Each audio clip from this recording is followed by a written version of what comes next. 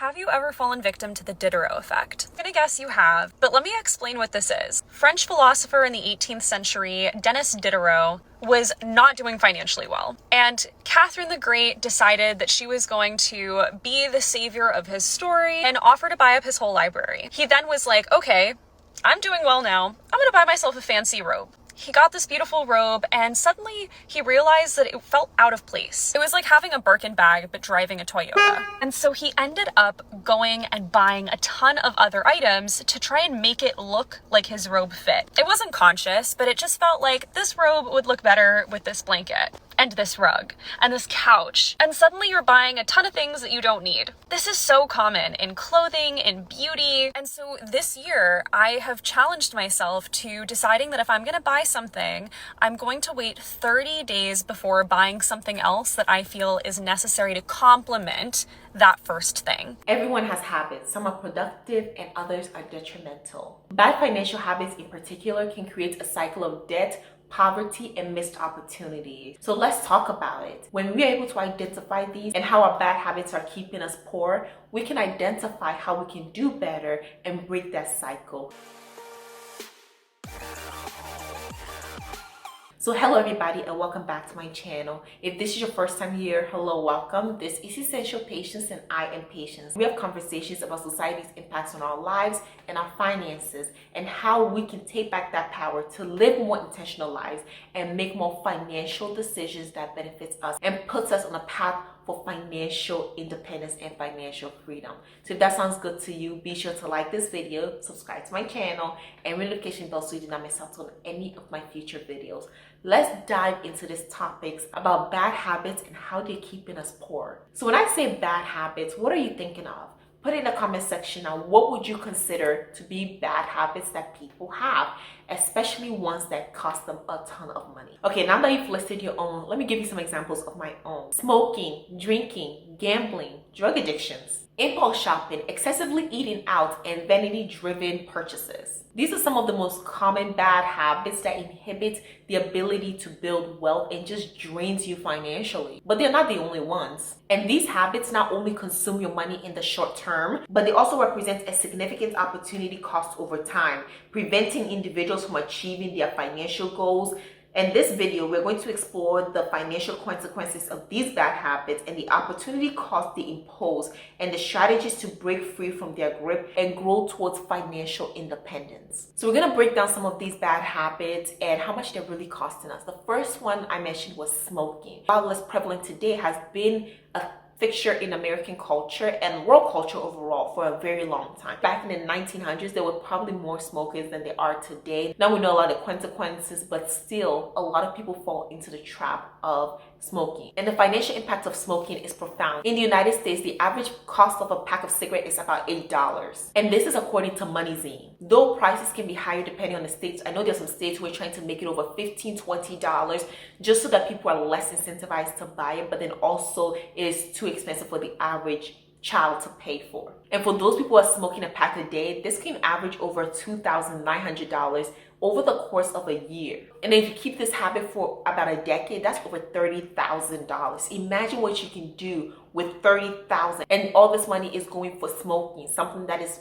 bad for you. And this is enough money to put a down payment on a house, invest in education, or significantly grow your retirement account. Beyond the direct cost, smoking increases health expenses as smokers are more likely to develop chronic illnesses, representing costly medical treatments. Not only are you spending the money now and forgoing things that you can actually use in your lifetime, but you're also for the future and even now degrading your health, and in the future you're going to need way more money to sustain your life than the average person. Even when you're getting life insurance, there are places that would insure people who are smokers and non-smokers, but if you're a smoker, it costs way more, or if you're a tobacco user, just because of the health implications and the likelihood of you actually leaving the earth before the average person, because it does affect your lifespan and it does affect the quality of life you will have in your later years. Number 2 is a common drug that is more socially accepted, which is drinking. Alcohol consumption, especially when frequent or binge drinking, can be a major financial drain. A single night out can easily cost $50 to $100 or even more, and depending on the location and social habits. According to the Center of Disease Control and Prevention, CDC, excessive alcohol consumption costs the U.S. economy $249 billion annually, with individuals bearing nearly 40% of the burden. And if you save this money over time, this could easily help you pay off your debts and fund your emergency fund or even a down payment on a house. And when you are drinking, there's really no benefits. No matter what people tell you about drinking wine, drinking certain alcohols, there's no health benefits to drinking at all. It's a hazardous material. I did not listen to my specialist when he told me to stop drinking, or I'd have huge liver problems. Your liver takes a hit every time you drink alcohol, but how much can it handle before it taps out? When you drink, your liver metabolizes alcohol into acetaldehyde, a toxic substance that can damage your liver cells. With chronic alcohol consumption, your liver cells will become overwhelmed, leading to scarring and cell death. The first sign is fatty liver, where fat will build up in the liver. If drinking continues, inflammation will occur, leading to alcoholic hepatitis. Over time, scarring develops, leading to liver cirrhosis, which will severely impact normal liver function. At this stage, complications like ascites, which is fluid buildup in the abdomen, can occur. Ascites happens because cirrhosis reduces blood flow to the liver, which will increase pressure in nearby blood vessels, causing fluid to leak into the abdominal cavity. This will usually require immediate medical attention. And when you continue to drink, especially frequently,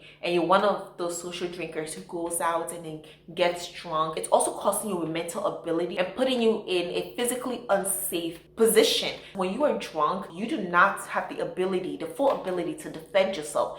Yeah, something bad can happen to you when you are in good health and just sound and normal, but you are literally taking that risk when you get drunk, especially if you don't have friends or friends that you can trust around you. Beyond that, people drink and drive, causing them to have DUIs and even worst case scenarios, actually injuring or even unaliving people because they're drinking and driving. They cannot make a good sound decision when they are drunk. The financial implications for the future term, because your body just never forgets.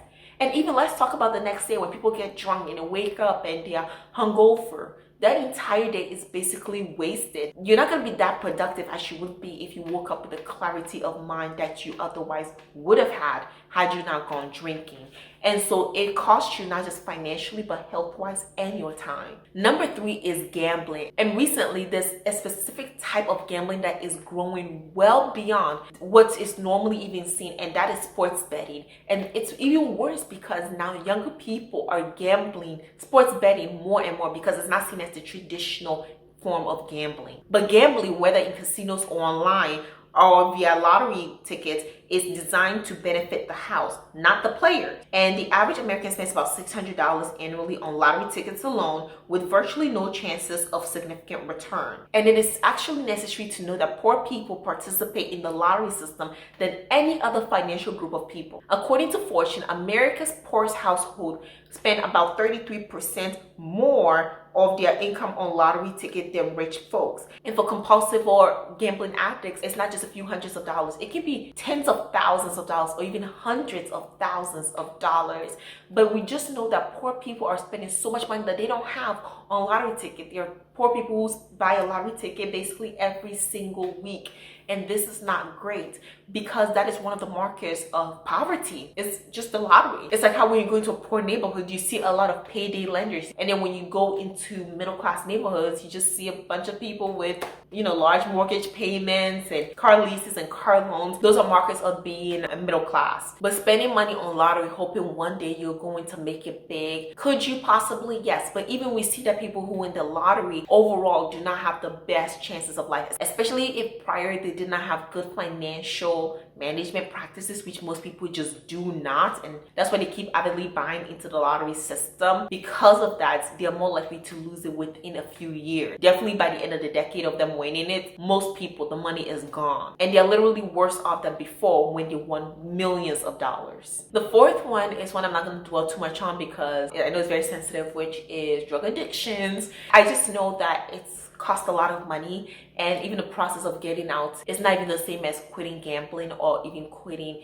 drinking. This is on a greater level. But drug addiction, including legal and illegal substances, are among the most financially devastating habits. The cost of acquiring substances combined with the potential legal and medical expenses can drain personal wealth rapidly. For example, opioid addiction has been estimated to cost Americans billions annually in loss of productivity, healthcare, and legal fees, because when you get caught, the whole legal system is going to be so draining on you financially, and then you don't know what you're sometimes even getting, so you can potentially be in grave medical emergencies because of whatever it is, if it's an illegal substance. And beyond that, just the loss in productivity, you can get fired from your job. So it's way more devastating than basically anything we've mentioned so far. Now let's move on from one heavy topic to something that is slightly less heavy, which is impulse purchasing.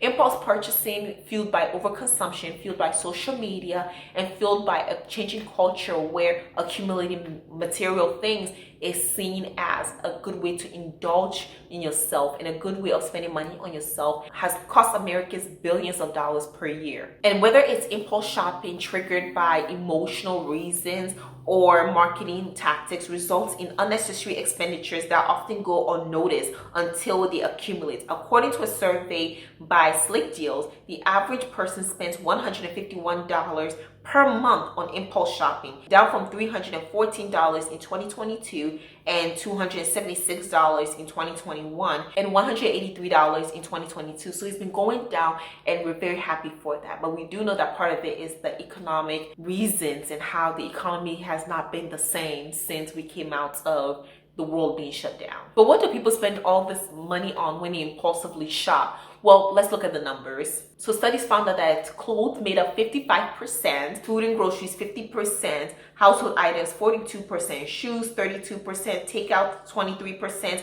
books 21%, and toys 20%. And if all of these don't make up to 100%, it's just because of the structure of the surveys and different people in the categories. So it doesn't add up to 100%. But this is money that you can otherwise use to pay off your debt, or at least avoid getting into debt. You can use to save for retirement, a down payment on a house, or just financially better yourself. Another thing that costs Americans a lot of money is eating out. We talked about it a little bit in that impulse purchasing that includes food, but Americans also like to impulse purchase on eating out, which includes actually physically going out to eat or ordering food into their home, which some people somehow don't count as going out to eat. But it is. That food was cooked outside and you brought it into your house. But we all know that convenience comes with a cost. Eating out and ordering takeout are substantially more expensive than cooking at home. On average, an American household spends $3,500 annually on dining out. While occasional indulgences is fine, making a habit of this can prevent long-term financial stability. And spending that much money, mind you, a lot of people also buy groceries. It's not like you're eating out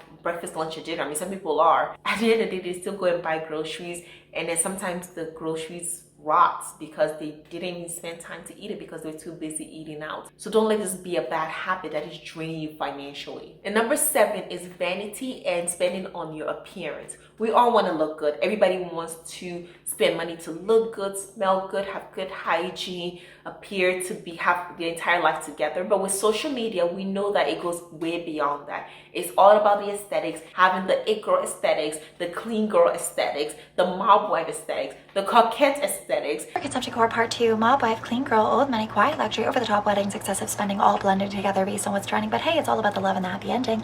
All new Christmas decor every year. What kind of Christmas are you having? Pink, beige, metallic, nostalgic? The cyclical nature of trends too often disguised as the next greatest thing. Well, really, it's just driving us to spend. Here one day you purchase, gone the next. Did I really love that House of Sunny dress I purchased in 2020, or did I just fall for the dream that social media sold me once again? At best, I can sell it secondhand, but the thrift stores are overwhelmed and they're receiving more than they can sell, so it'll probably end up in a landfill but what are the cool girls wearing? You have all the cool girl things, Selma's and gold chunky earrings, the feedback validation loop, the it girl, the icon. She had the originals before there were dupes. That sweet taste of being called that girl is a high that I want to chase until I realize that it's driving me to consume. But these are just the thoughts, the feelings, the experiences of one woman, and the formula fits all. Copy and paste. Rich kids, Christmas hauls, and expensive Christmas lists. Kids start to ask their moms, why don't they have the Stanley Cup in all the colors just like them? Because they just want to fit in. They want to be a cool kid. And if not to fit in, then you want to be unique and different. So if you buy this, then you will be individualistic, somehow always fulfilling what we singularly think to ourselves is the definition of being a cool kid, all in the marketing ever since we're a little kid, now exacerbated by the expeditious nature of social media and the societal infliction of addiction to the endless scroll and the accessibility and affordability to cheap products that are promoted on the promise that if you purchase, you'll be cool. But they have all of those aesthetics, and people are falling into that trap and unfortunately drain themselves financially to keep up with it, even though that's not real life. I've never seen a girl go, oh yeah, she's definitely the clean girl aesthetic, she's definitely the it girl aesthetics. Nobody in real life for the most part gets it, unless you post on Instagram and you hashtag it girl aesthetics, or you hashtag clean girl aesthetics, or mob wife aesthetics. Spending excessively on beauty products, designer clothes, and cosmetic treatments can lead to financial strain. Social media exacerbates this issue by encouraging people to keep up with unrealistic beauty standards and trends. And this often camouflaged as self-care and, worst of all, the I deserve it culture. A survey by Allure found that the average woman was spending well over $113 per month on beauty, which totals to over $4,000 annually. And for men as well, not just women, grooming and also if they care about keeping up with the aesthetics can be costly. But doing all of this comes with the opportunity cost. And that's why I said that these keep you in poverty. And if not in poverty, at least from rising to your next greatest financial goals. There is an opportunity cost to all of this. When you say yes to smoking, drinking, gambling, spending on vanity, eating out, impulsively shopping, you're saying no to other things that could better help you and lead you to a life of financial freedom. So it's not even just about the money you lose in the moment. It's also about the money you lose in the future. For example, with the first one being in money that you could have invested. Money you could have invested for a down payment on a house. Money you could have invested for an emergency fund. So God forbid something happens. You have the money to ensure that you are not falling into a debt cycle. You could have also spent that money to invest in yourself for retirement. The true life expectancy in America is about 77 years old. If we are blessed enough to reach that age, which the longer you live, the more likely you are to live even longer, would help us not to work the rest of our lives and to be 70 years old still working, not because we want to, but because we have to pay for our living expenses. So the money spent on daily bad habits such as smoking and drinking could be invested into retirement accounts and yield significant returns over time. So for example, investing $250 per month at 9% can grow into over $1 million in 40 years. And a lot of these habits don't just last for a year or two. They are long-term habits that is costing you over $1 million. Another opportunity cost is education, how to better yourself. It doesn't even have to be going to college to get a degree or a master's degree. It could also be something like getting certifications. But because you're too busy spending that money going out, drinking, partying, at the end of the day, you don't have the money to better yourself financially, get educated for the position that you actually want to. I know people who have invested money into, say, going to boot camps that cost them $5,000, $10,000, $15,000, and that sounds like a lot of money. But when you add up the money you spend on your bad habits, it can easily add up to over $1,000 per month. And had you saved that money for 15 months, you can have that money to go to that boot camp to get that job in IT that you want that would pay you way more than you're earning right now. It could also be other forms of education such as going to trade school. But because you're not saving that money, you are unable to level up your life for a better financial future. And the third opportunity cost is debt reduction or debt repayment. Because you're spending this money, oftentimes you're accumulating debt instead of even reducing your debt. So a lot of people who are gambling, they go into a ton of money. I mean, I've heard of people who are selling their cars, remortgaging their houses, getting HELOCs, all to feed their addictions for gambling, drinking, smoking. Let's be careful with these bad habits and seek help now. Yes, it might cost you a ton of money to go to rehab, but it is worth the investment now because the long-term effects of not addressing it can be so detrimental. So let's talk about breaking this cycle. How do we break this cycle to put ourselves on a path towards financial freedom? Now, before I go into these solutions, because a lot of them are going to be financially coded and habits coded, I do know that some of you, it's not just a matter of changing your mindset. It's about getting professional help. So I'm just going to start with that being 0. Get professional help if you know you need it. Ask for help, ask for support. There is no shame in admitting that you have a problem. If you don't admit you have that problem is going to follow you. So even if you think it's something that could be a problem, seek the proper help to make sure that you are first out of it before you can successfully achieve any of these steps that I'm talking about. Because if you're not in a good place, none of this is going to help, because you're going to get on this, probably achieve 1 or 2 steps, and you're going to fall back into your bad habits. We all have bad habits, some more detrimental than others, but we know that breaking free from bad habits is going to be very hard. One bad habit that I have is sleeping late. It's just so hard for me to go to bed before 2 a.m. and it's something I've been breaking, and at one point I broke it. I was going to bed at 10 p.m. for well over a year, and then something happened with life. I just had a whole bunch of traveling, and then I got back on a bad habit, and then I went back to sleeping at like 10, 11 p.m. and now school happened, and then because of that, it's just disrupted my entire sleep schedule. It's so bad. While it is something that I work on my own, I'm also getting all the support that I need to ensure that I can go back to a regular good sleeping habit. If I sleep at 10 p.m. and get some good 7-8 hours of sleep, that for me is hard. I could not imagine some of these more serious bad habits. One of the first things about breaking this cycle is definitely tracking your expenses. You need to be able to admit to yourself that you are spending this money, so much money, on this bad habit. So track your expenses, and it will give you a clear picture. Now, it doesn't have to be a ton of money that you're spending on there. So say, oh, I'm only spending $100 a month on gambling. That is $100 too much on it. But it's good to track it and know where you're spending that money, how you spend that money, how much you're spending, and if you can recognize patterns as well. This will help you to identify where your money is going, and therefore the next step of how to make it better and how to take money from the bad habits that you have and place them into better places, such as savings and investments. The next thing you want to do is set clear financial goals. If you have financial goals, you'll be able to find the whys and stay the course. But if you have no financial goals, it's so easy to ignore what you have to do for the now, because it's like, oh, I have nothing to do. This is money I've left over, I have to pay all my bills. So it's my spending money. So no matter how much I have after I pay my bills, maybe $1,000, I consider discretionary spending because I have no financial goals for the future. It's like, do you want to own a home? Do you want to have a fully funded emergency fund? Do you want to buy a new car in the future or upgrade your car? Do you want to be able to start a business in the future? How much is that going to cost? And start saving money for that now. The third one is to actually invest and spend money on seeking financial help. I talked about this at the beginning, but I wanted to put this here again, that when you create a budget, that it's okay to put therapy sessions, rehabs in your budget to ensure that you are addressing it consistently. This is not something that you have to just seek help, finish with before you get on these steps. Even after you seek help, which is starting at 0, continue to seek professional help, continue to be held accountable, continue to have conversations about how to be better. 4 sneaky signs that you might have a shopping addiction. Hopefully none of these apply to you, but if they do, stay tuned to the end of the video to hear about how I got over my shopping addiction, and hit the follow button for more mindful shopping tips. The first major red flag for me was hiding packages. I even remember one specific instance where I came home from work early, picked up all my packages, broke down the boxes and put them in the recycling.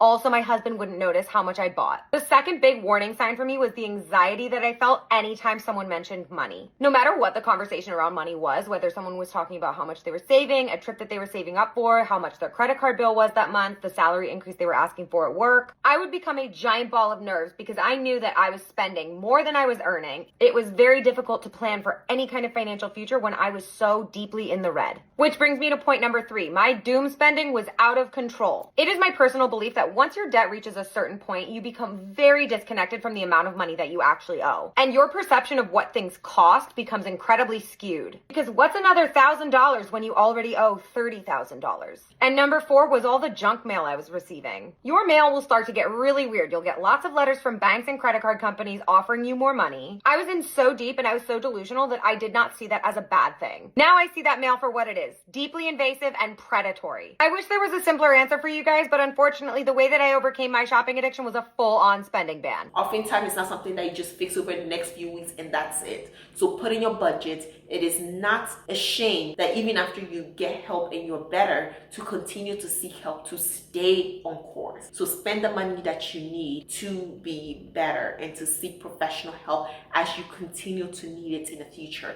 And sometimes it will just decrease as time goes on. So let's say in the beginning, you went and you seeked help, and at this step, you're getting a therapy session every single week. Maybe 2 years from now, you don't need a therapy session every single week. Maybe it's now bi-weekly. A few years from then, now you're going once a month. And then before you know it, it's been a decade and you're only going in for quarterly check-in. And the fourth step is to replace your bad habits with good habits. Because if you just cut out this habit cold turkey and the time that you'd have spent to do that, you don't have anything to replace it with, let me tell you, an idle mind is the devil's playing ground. You can get a part-time job if you need to. You can get some new habits, go to church. Sometimes it's best to also set an appointment with some people, which is like, I'm going to go to this person's house, or I'm going to hang out with this person with good habits from this time to this time, which have been the time that otherwise would have been, say, gambling or going out to party and drinking. Those are things that you have to do. You can't just quit cold turkey and then just have all this time on your hands, because before you know it, you go back to your bad habits and you will be right back where you started. There's so many good habits that you can start. I mean, going to the gym, going hiking, joining a Bible studies group, going to church, volunteer, and to help other people, be in service to other people. These will all help you to continue to stay on course that you have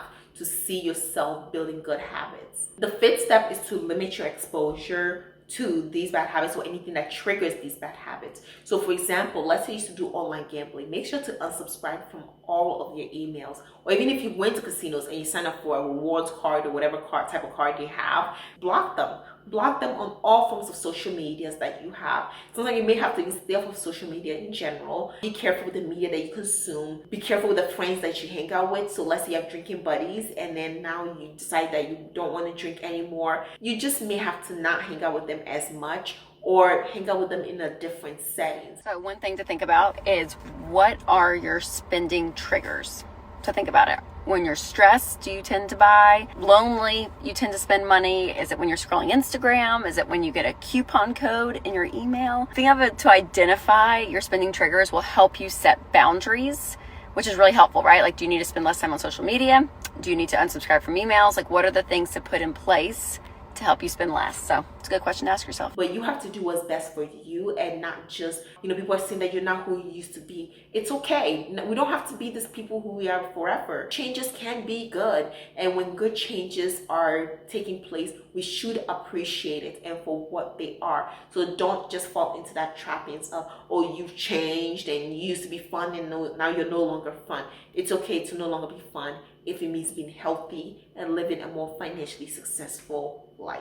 Which leads to number 6 of finding accountability partners. Sometimes friends are for a season and a reason, or sometimes you change and make decisions in life where you no longer align with the friends that you used to be with. And that's okay. I know sometimes people feel like breaking up friendships is like something you must never do, but that saying of everybody that goes with you can come with you is very, very important in situations like this. When you decide to change the life that you live, there's some friends that will not change or are not ready to change, even if it's for the better. And it's better for you to get out and build yourself up and then later try to help them than to hang around and just hope that both of you change. Bad habits, if you share one in common, is more likely to drag both of you down than both of you are to rise up together. So even if you have to leave people behind, as bad as it sounds, it's okay to do it and then continue to extend help to them, or have people who are not in that situation, people who are professionals, to try to help them rather than you try to do it alone. But other times the friendship has expired and it's time for you to move on, and you should replace those people with new friends and accountability partners who would hold you accountable. When you go out with them to dinner and then you order a drink, even though you say you're quitting, they'll be like, hey, why are you ordering a drink? You said that you're never going to touch another drink, rather than people who would just enable you to continue your bad behavior. And breaking bad habits not only improve your bank account, but it also leads to personal growth. And overcoming these challenges fosters self-discipline, building self-esteem, and creates a sense of control over your life. By redirecting funds towards meaningful goals, individuals can build wealth, reduce stress, and achieve financial independence. So now that we've talked about about all of this, let's conclude. Bad habits may be small and insignificant at the moment, but the accumulated financial impact can be enormous, keeping individuals trapped in cycles of poverty and debt. Smoking, gambling, drinking, impulse shopping, and other behaviors consumes both money and opportunities, preventing long-term financial growth. And many of these addictions are not only affecting your financial state, but also your physical and mental health and personal relationships. So by recognizing the cost of these financial habits and understanding their opportunity cost and implementing strategies to overcome them, individuals can break free from cycles of poor financial decisions and pave the way for a more secure and successful future. The journey towards financial freedom starts with acknowledging your bad habits and the problems that keeps you entrapped, and to take deliberate steps to change your life now and for the future. So with that, I'm bringing this video to an end. Thank you all so much. I'm going to leave some of my sources in the description if you want to read more about these and bad habits and how they are keeping people entrapped and in basically poor financial states. Be sure to leave comments about how these bad habits or other bad habits have affected you or people that you know, and what you're doing to help them or change yourself, and how you want to improve to be better with your finances. Be sure to like this video if it added value to your life. Subscribe to my channel if you haven't already, and ring the notification bell so you do not miss out on any of my future videos. Thank you all again, and I'll see you in my next video. Bye.